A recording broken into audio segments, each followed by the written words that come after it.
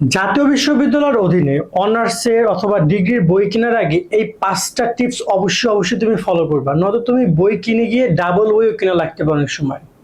আমরা বিভিন্ন সময় দেখতে পাই যে আমাদের টিচাররা আমাদের বিভিন্ন সময় অনেকে বলে ওই বই কেনো ওই বই কেনো, আসলে আমরা বুঝি না কোন সাবজেক্টের জন্য কেমন বই কেনা উচিত এবং বইগুলো কেনার সময় আমি কি কি বুঝে নিব। আমি জাতীয় বিশ্ববিদ্যালয়ে কিনে আলাদাভাবে এ কারণেই কথা বলা, কারণ আমি নিজেও জাতীয় বিশ্ববিদ্যালয়ে পড়েছি, বিবিএ করেছি, এমবিএ করেছি। আমি অনেক প্রবলেম ফেস করেছি বই নিয়ে, এবং এমন এমন সময় আমার ২টা ৩টা বইও কিনতে হয়েছে। এটা আসলে দেখা যায় আমার জন্য সমস্যা তৈরি করেছে, এবং একটা সময় আমি এটা প্রবলেম সলভ করছি, তবে সেটাও একটু অন্যভাবে। আমি তোমাকে একটু ক্লিয়ার করব।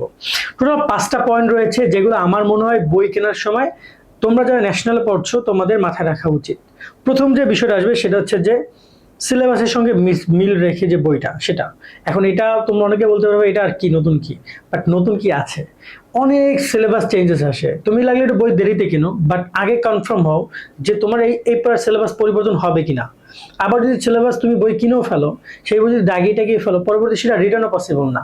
তাই সিলেবাসটা আগে কনফার্ম হয়ে দেন তুমি বই কেনো। হ্যাঁ, কলেজে ক্লাস শুরু হয়ে গেছে, ডিপার্টমেন্ট বলছে বই কেন প্রেশার দিচ্ছে, বাট যদি তুমি দেখো যে সিলেবাসের বিষয়টা সামনে আসতেছে, চেঞ্জেস হইতে পারে, সেগুলো একটু ভুল করে বই কেনাটা সবচেয়ে বেস্ট অপশন। এবং সিলেবাসের সাথে অবশ্যই মিল থাকতে হবে বইয়ের, না তো আসলে সেই বইতে কোনো লাভই নেই, তাই না? ২ নম্বর যে অপশনটা সেটা সবচেয়ে গুরুত্বপূর্ণ, সেটা হচ্ছে সর্বশেষ সংস্কার। দেখো, জাতীয় বিশ্ববিদ্যালয়ের অধীনে একটা একটা প্যাটার্ন আছে, প্রশ্ন প্যাটার্ন। কিভাবে প্রশ্ন প্যাটার্নটা, যে বিগত সালকে অনেক ফোকাস করে তারা, বিগত সালের কোশ্চেনগুলো অনেক ফোকাস করে। বিগত সালে কিছু না কিছু থাকেই। সো তুমি ট্রাই করবে লাস্ট যে আপডেট বইটা আসছে সেই বইগুলো সংগ্রহ করার। যেমন আমি রাইট নাও ভিডিও করছি, এখন হচ্ছে ২০২৬-এর জুন।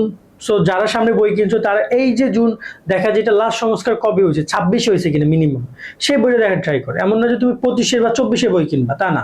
২৬ মানে ইয়ার ওয়াইজ তুমি অন্তপক্ষে সংস্কারটা দেখে বইটা কিনলে তোমার জন্য ভালো হবে। তাতে আপডেট অনেক ইনফরমেশন পাবা, বোর্ড কোশ্চেনগুলোর প্রতি খেয়াল রাখতে পারবা, এরকম বেশ কিছু ফিচার্স তুমি পাবা। তাই এই সংস্কারের বিষয়টা খেয়াল রাখবা। ৩ নাম্বার সবচেয়ে গুরুত্বপূর্ণ বই কেনার ক্ষেত্রে, সবচেয়ে যেটা বলতে পারো যে বই কেনার মূল অস্ত্র, এই যে বিশেষ করে আমাদের এই ইউনিভার্সিটি সেক্টরে, সেটা হচ্ছে যে তোমার এখানে লেখক কে, এখানে মানে লেখক কে, কে লিখছে বইটা, কোন লেখকের বইটা আমি পড়ছি।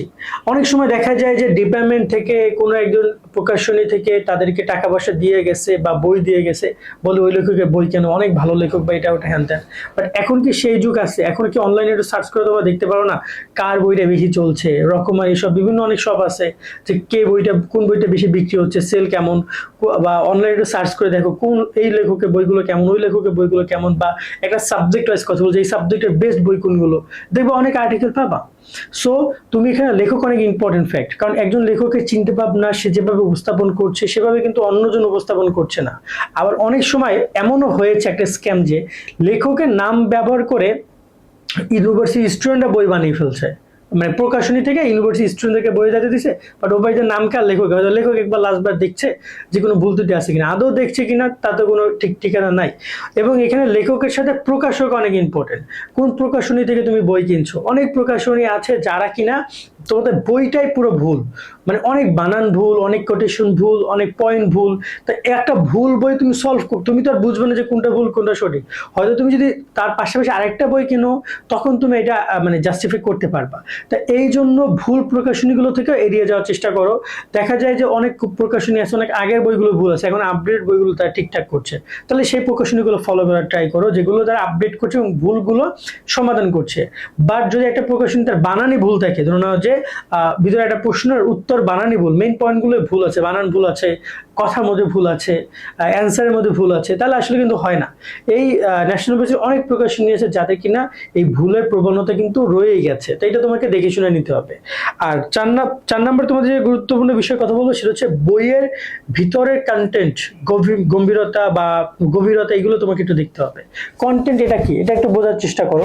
দেখা যায় যে আমি যদি একটু থিওরিক্যাল বিষয়গুলো নিয়ে কথা বলি, অনেক জায়গায় ম্যাথমেটিক্যাল যে প্যাডগুলো রয়েছে সেগুলোকে তারা খুব সহজে ছোট্ট করে এক্সপ্লেন করে দিয়েছে, বাট তোমার আসলে বোঝার জন্য একটু বড় করে দরকার।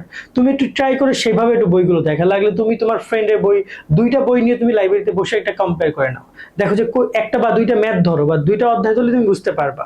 তার সাথে সাথে অনেক সময় দেখা যায় যে তোমার থিওরিক্যাল পার্টে একটা বইয়ে 10টা বা 12টা কোটেশন দেওয়া, অন্যদিকে ওই আরেকটা বইয়ে ওই সেম কোশ্চেনের 15টা বা 20টা কোটেশন দেওয়া।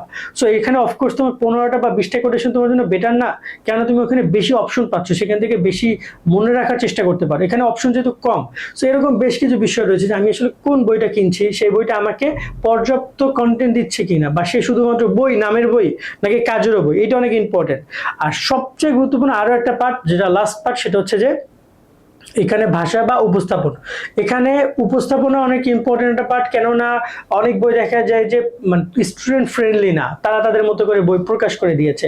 একটা স্টুডেন্ট আসলে কিভাবে চায় বইটা সেভাবে বানায় নাই, লেখাগুলো অনেক ছোট, এই বিষয়গুলো অনেক ইম্পর্টেন্ট। সেক্ষেত্রে তোমার কাছে এগুলো তুমি দেখে নিবা।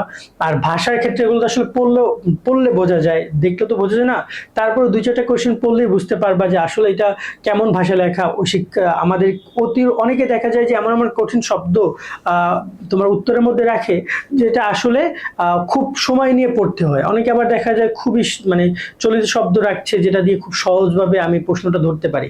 তো এটা ডিপেন্ড করে তোমার উপর। এগুলো দেখে শুনে বই কেনার চেষ্টা করবা। সর্বোপরি আমি বই কেনা নিয়ে পরামর্শ দিব যে তোমরা যারা বই কিনবা তারা একটু ট্রাই করবা নিজে একটা বই কেনার, লাগলে তোমার যে বন্ধু আছে তাকে আরেকটা প্রকাশনীর বই কিনুন। 2-3টা প্রকাশনীর বই সার্কেলের মধ্যে থাকলে এদিক ওদিকে এপিট ওপিট করে ফটোকপি করে হলো অনেক ক্ষেত্রে তুমি ম্যানেজ করতে পারবে। বাট সবাই যদি এক ধাঁচে বই কেনো তাহলে সমস্যা। বিশেষ করে যে সকল সাবজেক্টে তোমাদের ম্যাথমেটিক্যাল পার্ট রয়েছে, এইগুলোতে তোমরা এই ট্রিক্সটা ব্যবহার করতে পারো। আর একটা বিষয় হচ্ছে যে বই কেনার ক্ষেত্রে যদি তুমি নিয়মিত ক্লাস করো এবং শিক্ষকদের ক্লাসে প্রত্যেকটা পয়েন্ট বাই পয়েন্ট মুখস্থ করতে চাও বা মানে শিখতে চাও, তাহলে শিক্ষক যে বইটা পড়াচ্ছে তুমি ট্রাই করতে পারো সেই বইটা ফলো করার জন্য, এতে করে তোমার ক্লাসটা অনেক ইজি হবে। তো এরকম বেশ কিছু বিষয় রয়েছে। আশা করি তোমাদের এই ভিডিওটা কাজে লেগেছে। আজকে আমাদের ভিডিও আমরা এখানে শেষ করছি। আমাদের সাথে যুক্ত থাকবা, চ্যানেল সাবস্ক্রাইব, ফেসবুকে ফলো দিয়ে। আল্লাহ হাফেজ।